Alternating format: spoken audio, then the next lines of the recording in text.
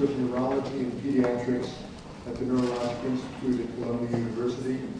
And Dr. Gould's clinical practice has focused on pediatric neurology, attention, child development, autism, cerebrovascular conditions, and neurocutaneous disorders. Dr. Gould is well known as the founder and the emeritus chair of the Arnold P. Gould Foundation, whose mission is to promote humanism in medicine. The Gould Foundation has established programs in 96% of American medical schools and schools of osteopathy. The Arnold P. Gould Foundation seeks to place people and relationships at the center of every healthcare interaction and to improve patient care and healthcare outcomes by training doctors in the habit of humanism. And it does so through multiple collaborative projects with medical schools around the United States and in 19 foreign countries, ranging from the White Coat Ceremony to awards that recognize doctors who focus on doctor-patient relationships and on medical humanities. Today, Dr. Gould will speak to us on the topic of the Gould Humanism Foundation and possibly on the relationship between the foundation and the new Bucksbaum Institute for Clinical Excellence here at the university. Please join me in welcoming Dr. Arnold P. Gould.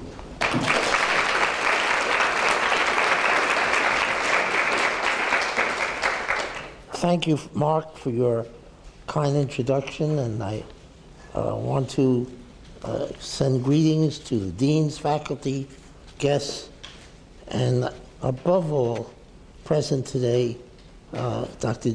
Jerry, who just was incredible in his presentation. And we come from a similar age. I'm a little bit, somewhat older, but we have shared, as you will see, that some of the things that I'm talking about today, Jerry has already articulated to you in a masterful manner. So it's really been an honor to be here today, and a special thank you to the Bucksbaum members who put humanism on the map when they announced their generous gift to name the Institute at Pritzker. Welcome all. I am most appreciative to have been asked to deliver remarks about one of my favorite topics, the Arnold P. Gould Foundation. Thank you for asking me to speak about the Gould Foundation, past, present, and future. And in addition, the relationship between the Gould Foundation and the Bucksbaum Institute. Well, since I was a child of 8 or 9, I had wanted to be a doctor. And today I love medicine. I love being a doctor. I come from a family of lawyers. My brother, father, and suffragette mother, who, by the way, practiced law before she could vote in the federal election. So I came from a family who was social activists, but chose to go into the law. I, on the other hand, had a passion for politics. They had a passion for politics, but I had a passion for medicine. For me, the desire has never wavered. Though I can't remember the exact moment I decided to be a doctor, for many others, it remains crystal clear. A good friend of mine, Dr. William Frischman, a keynote speaker at the White Coat Ceremony at the New York Medical College, described the exact moment he decided to be a doctor. And I hope you won't be surprised to learn that humanism was at the core. And the story goes as follows. As a 9-year-old, Bill Frischman got very sick with a high fever. Though they had no money, the mother had no choice but to call their Dr. List to make a house call. He entered the Frischman apartment and walked to the couch where Bill was lying.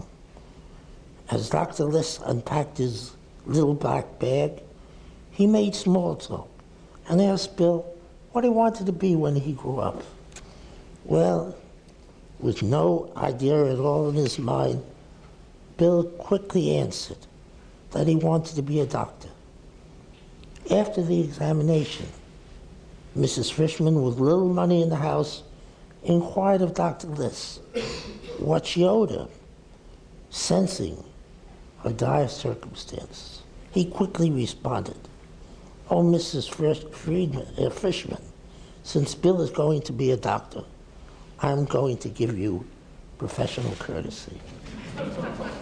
At that moment, Bill Fishman summed up the story by commenting, and I quote, that he had never seen such an act of kindness and decided at that moment he did really want to be a physician, like Dr. Liss.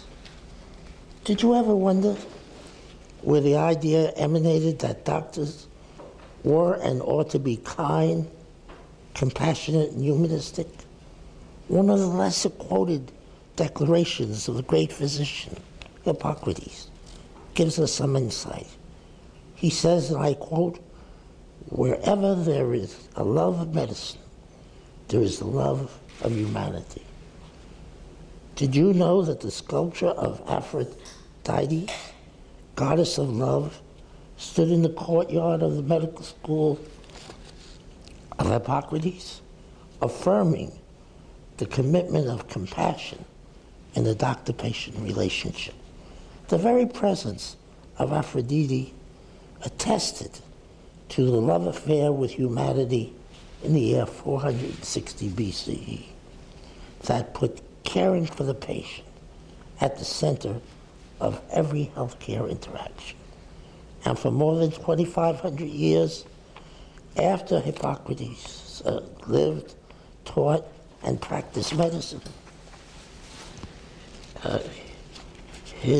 that special relationship not only survived, but was embraced and honored. For the ensuing 2,500 years, there were not many tools for a cure in the doctor's proverbial little black bag. But by the end of the 1970s, Jerry and I graduated medical school a little before Jerry, but similar years. I began to notice a disturbing trend. This coincided with the arrival of scanning imaging, the CT scan, the MRI scan, miracle drugs, advancements in surgical techniques, and molecular biology.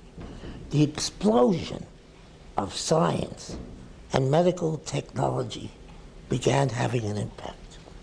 The probability that doctors would be expert in the knowledge of both emotional and physical anatomy of their patients was diminishing.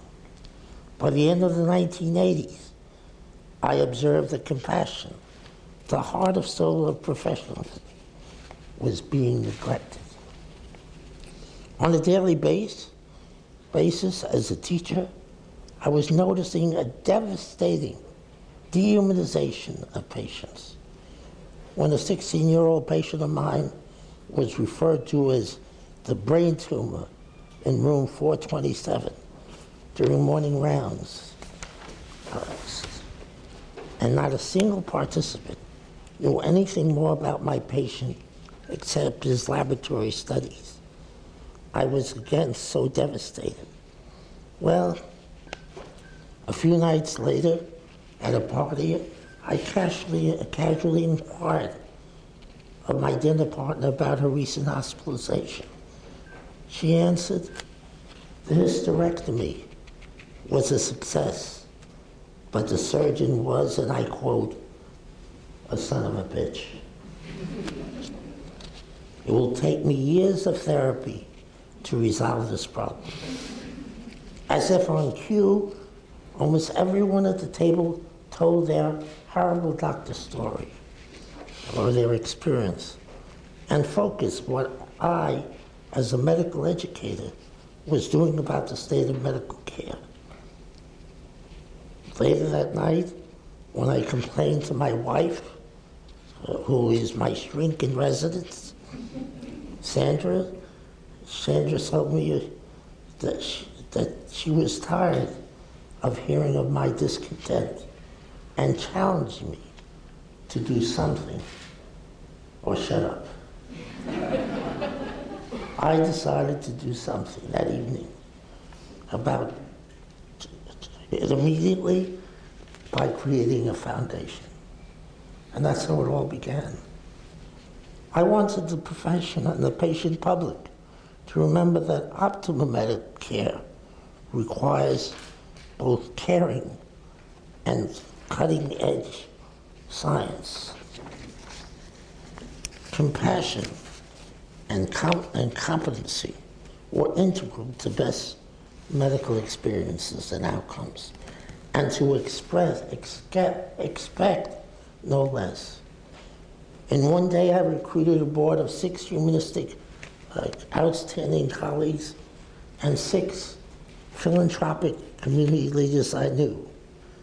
I also sought permission from Dean Donald Tapley at the Columbia University College of Physicians and Surgeons for PNS to be our laboratory as we created and piloted programs.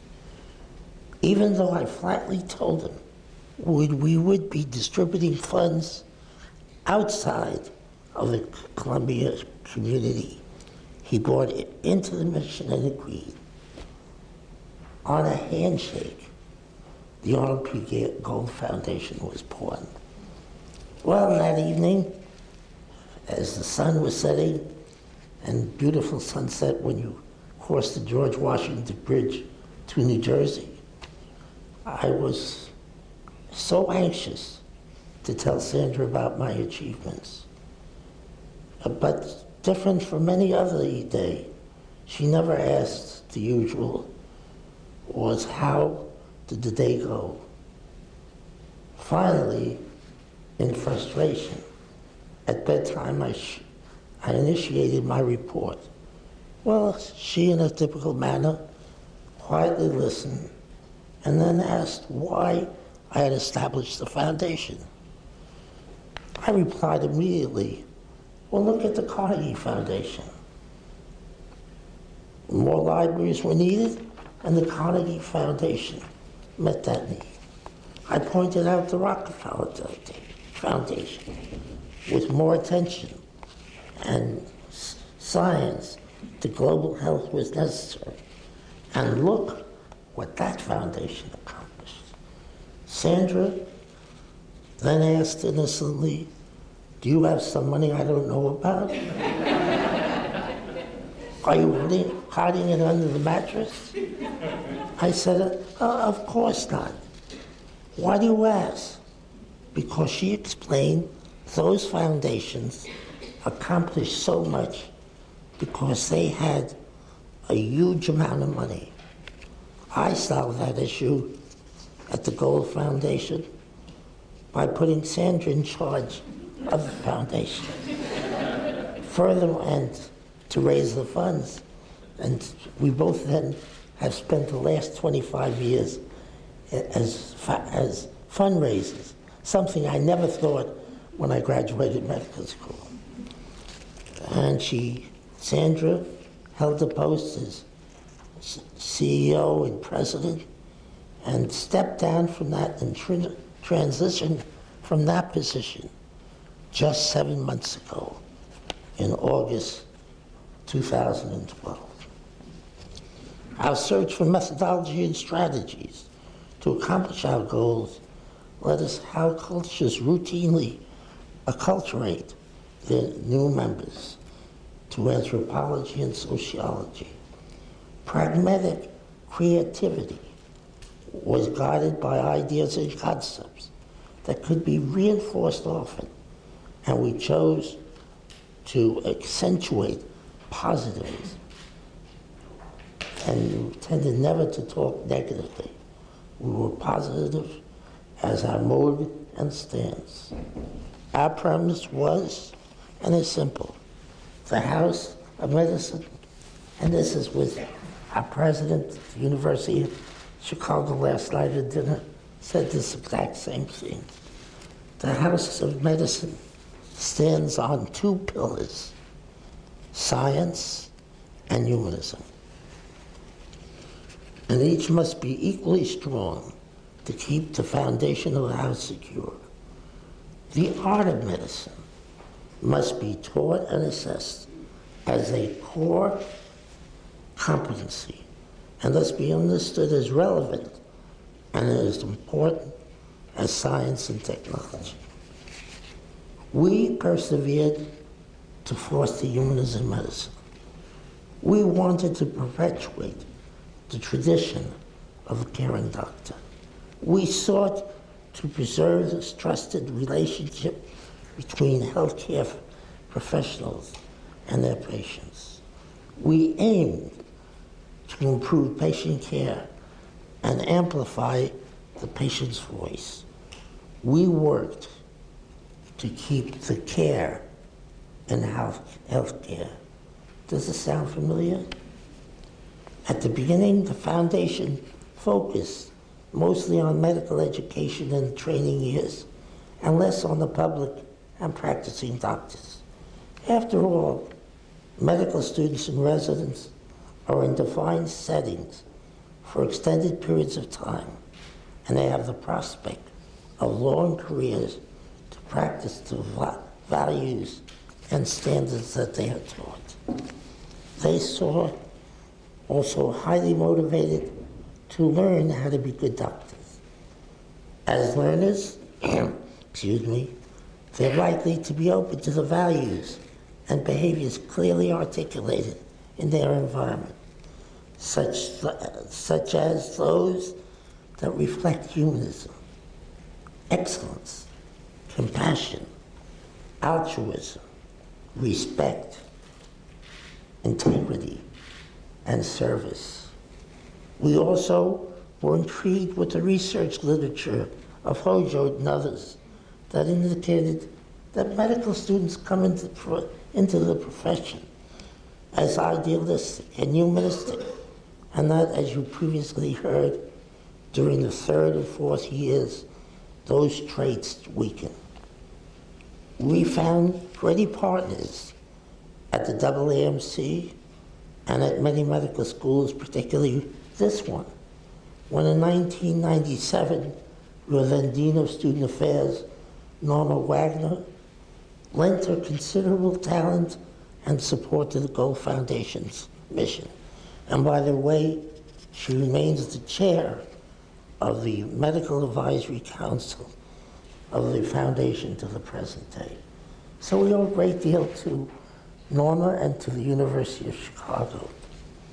Ultimately, we relied on the habit theory and on the 4 R's and the 3 C's as tried and true strategies used throughout history to facilitate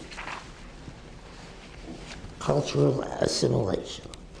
The 4 R's include ritual to clarify and set standards and expectations, reorganization and awards to reinforce desired behaviors, role modeling to support, mentor, and acculturate others, research to demonstrate the value of humanistic practices.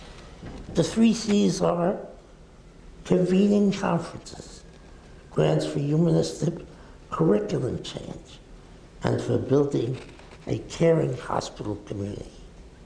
Our goal was to spread the habit of humanism, creating and replicating multiple diverse programs longitudinally, weaving them into the fiber and fabric of the medical education, and thus clearly and consistently refocusing humanistic values of the profession for both students and faculty.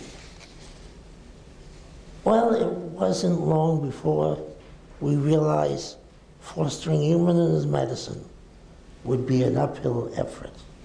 After all, what could a public charity run by 14 individuals from a small town in New Jersey with little experience as change agents and no money due to influence medicine and the culture of medicine? My colleagues, I'm a pediatric neurologist. I'm in the posted Department of Neurology and Pediatrics. But my colleagues in the Department of Neurology, where I was on the executive committee, complained and came and claimed I was probably smoking opium when they noted I was spending so much time on humanism in medicine instead of writing articles and textbooks and not enhancing my clinical practice and research, although I have a myopathy and have a genetic etiology. I still practice medicine to this day, and I still teach to both the students and residents. And the department was very concerned about my sanity, that I could in some way influence the culture of medicine and medical education. Dr. Ken Shine, immediate past president of the Institute of Medicine and member of the Gold Foundation's Medical and Professional Advisory Council, warned us that changing medical education was as difficult as trying to move a graveyard. And he thought we'd be running against with many obstacles and barriers, and the possibility of success was in question. It turned out that the real challenge was and remains raising funds. For 12 years, we ran the foundation from our sun porch, and then as our number of employees increased, they took over our living room. And for the first 7 years, except for the phone bill, we had zero overhead expenses. In our 8th year, we hired an administrator and acquired our first employee. Finally, in our 12th year, the board told us we were no longer a mom and pop organization, and that we had to move from our sun porch into a more prestigious office. It's a note that at that time we received 6- and 7-figure grants from prestigious foundations, and these included, which we're indebted to the Robert Wood Johnson Foundation. And it's important to realize we didn't fulfill any of their usual interests, but they became interested that we were trying to make a real cultural change. And they invested a great deal of money in us. And I must note that their last grant was to the Gold Humanism Honor Society, and they presented us with a check of $1 million. So we were making great impact. Besides the Robert Wood Johnson Foundation, the Russ Berry Foundation, and the Josiah Macy Jr. Foundation gave us significant funds, enabling us to carry out our mission. We then also established a strong and close relationship with the AAMC and had prestigious programs throughout North America. The board at this time then insisted that we must move out of our home to an office. And as a footnote, Sandra, who was an incredible president and CEO, I get most of the credit for creating the foundation, but Sandra really deserves the a major role. And I won the lottery in life. I love being a doctor. I love having the foundation. And I'm incredibly in love with Sandra. So it's been a great life.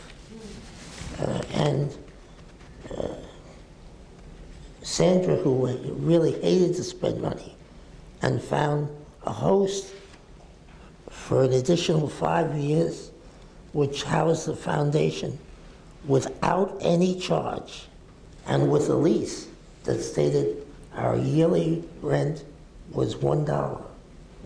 And now that we are in the same handsome professional building where we currently rent space.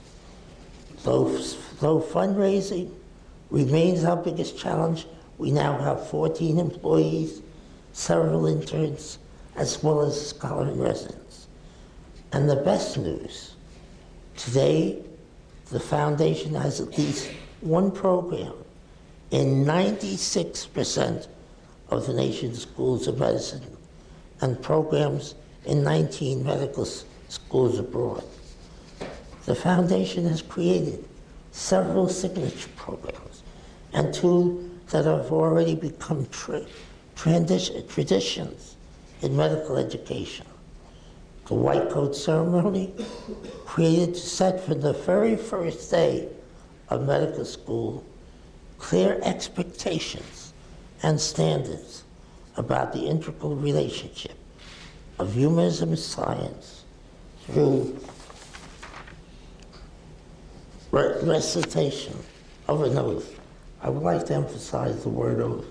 That's the central piece of the white coat ceremony. An 11-year-old Gold Humanist Modest Society with 104 chapters out of the 140 certified schools of medicine, with approximately 18,000 members in just 11 years. And if you go to our website, you will learn about the variety of our programs, as well as our newest endeavor, the development of a unique research institute for the study of humanism and professionalism in medicine and the dissemination of published research related to humanism that demonstrates that caring counts. One of our goals of the Research Institute is to stimulate more research on humanism and to create more and improved assessment instruments. We're constantly looking for the next important idea that will advance our mission and looking for new partners as well. Program development at the Gold Foundation follows an adage attributed to Will Rogers, who said, even if you're on the right track, if you sit on it long enough, you will be run over. This fate of successful founder organizations is said to be related to if and how it transitions to the next generation of leaders. 7 years ago, I advised the board to find my successor as its chair. Shortly thereafter, they successfully recruited Jordan Cohn, who brilliantly advanced medical education as president of the Association of American Medical Colleges for 12 years, to assume the leadership of the Gold Foundation board as its chair. Many of you know that he also serves on the Bucksbaum Advisory Board, along with another Gold Foundation trustee, Dr. Arthur Rubinstein. Now, that completes the very personal, and I can say with humor, absolutely and completely objective history of the past and present of the Arnold P. Kellogg Foundation. As to the future, Alan Kay a remarkable computer scientist, is reputed to have said, "The best way to predict the future is to invent it."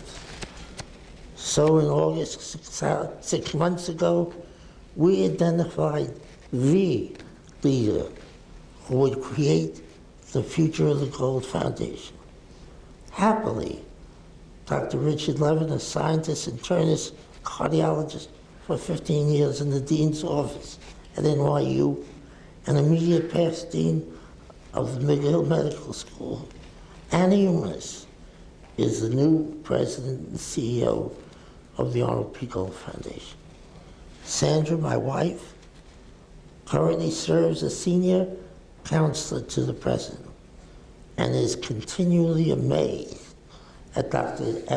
Levin's energy, passion for the mission, and his innovative and expansive ideas.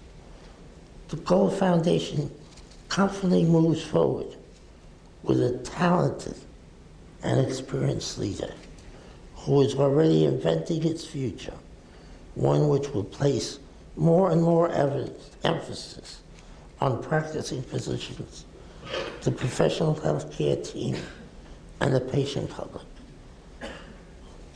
I wish Rich were here to share his ideas, and I requested that he produce a quote from him, which in reality only skims the surface of his far-reaching and encompassing ideas and outreach. And I quote, "In order to complete the Gold Foundation's mission of creating optimal care through humanistic practice, we must now move beyond medical education. Students, trainees, and faculty to greater focus on members of the actual healthcare team. To be sustainable, our healthcare system must change. To survive, in fact to flourish, it must be constructed with humanism at its core. Our expended activities now include a meaningful relationship with the American nursing colleges. That includes over 3 million nurses, the 850,000 practicing physicians, and anyone whose hands or words touch the patient. Central to our vision is amplifying and enhancing the patient's voice. We deeply believe that the education and orientation of the citizen patient is now critical to our democracy." End quote. In closing, we align missions of the Arnold P. Gold Foundation and the Bucksbaum Institute, and that's obvious. Developing a relationship to us seems natural. The work of keeping the care in healthcare is needed more now than ever. The status of patient-centered care is especially at risk today as the winds of change are blowing in an opposite direction. In spite of the historic 25-year attachment to compassion and caring, forces against personalized relationship-centered care has never been more formidable. It will take our utmost to protect the patient from becoming merely an icon on the computer screen, or as Abraham Verghese warns, to avoid the eventuality of an eye doctor talking to an eye patient. Exploring opportunities for the Gold Foundation and the Bucksbaum Institute to work together on that case seems to be a road to be taken. Thank you for listening to me, learning perhaps a little more about the Gold Foundation and how the Bucksbaum Institute and the Gold Foundation have a similar agenda. It's been a pleasure and a treat to hear Jerry give his talk, and these are words of wisdom.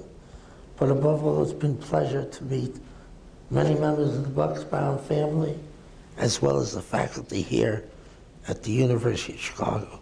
Thank you so very much.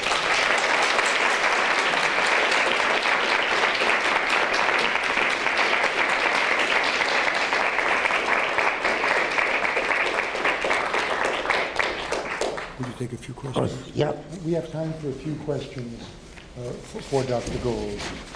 Maybe Sandra should come up as well. I'd like to introduce you to Sandra, who is the mother of five children and 13 grandchildren, who has given me 47 years of incredible happiness. He knows where his bread is buttered.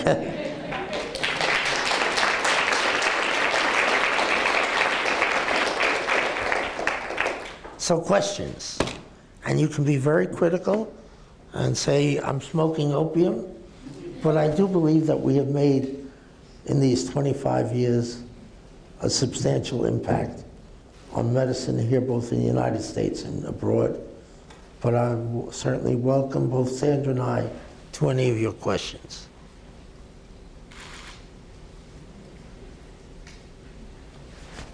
Yes. It's not a question, but I just wanted to say that, the white coat ceremony was one of the most memorable days of my whole med school experience. Well, thank you. Well, the white coat ceremony, they had a beginning ceremony here before the Gold Foundation, but the present ceremony is really based on the oath and the kind of doctor, and hopefully it has impacted on your practice of medicine. You were one of the first schools also to have the Gold Humanism Honor Society, and I think that is not a surprise that the Bucksbaum Institute and the family found Dr. Siegler and the University of Chicago a fertile place. Perhaps you might call the University of Chicago, in some cases, a hotbed of humanism. I think we may have been one of the early institutions to do the white coat ceremony. Yes. Is that right? They had a white coat ceremony, that's what Arnold said, independent of the Gold Foundation white coat ceremony. The Gold Foundation really just chose the white coat as a gift. But you had a good reason for choosing that name, I think, but Holly could probably tell you more about that. I think it was an idea to make a dress code of some kind. But we came together a few years later, Holly, right? We came to amalgamate the Gold Foundation white coat ceremony into the expression that was here already, knowing that something needed to be done. This place had the right talent for it. Arthur. Yeah, maybe you'll forgive me for just saying a few words, but there are a couple examples in medicine that are somewhat unique, and I think those of us who are more practical and skeptical have always thought with all the money in medicine and all the kind of corporatization of medicine and all the difficulty of all the regulations and so, having this idea of humanism and professionalism is something we can all aspire to, but really it's impractical to really think about it in this milieu. And I must say, after I met Sandra and Arnold and expressed these views to them, they rightly criticized me as being somebody who didn't really understand things properly. And if I would just join the foundation and try to understand what's really going on, I would become more appreciative of what some of the opportunities were. So I did that, and it's really an eye-opener. I think you must realize that these two individuals, just through the dint of their personality and commitment, have changed American medicine in the last 20-odd years in a way that's almost inconceivable. Arnold's not too modest, a little modest, I think, But the impact that he and Sandra have had in medical schools, in students and faculty and residents is almost inconceivably huge in terms of what one could imagine one could do to this enormous system of medicine. So I just want to say, because I was here 30 years and it's such a pleasure to be back, and now that I have an opportunity to work with the two of you, that their inspiration and dedication and commitment and just lovely, lovely people just makes being a doctor and having medicine something so very special. So on behalf of everyone, I just want to say thank you for all you've done.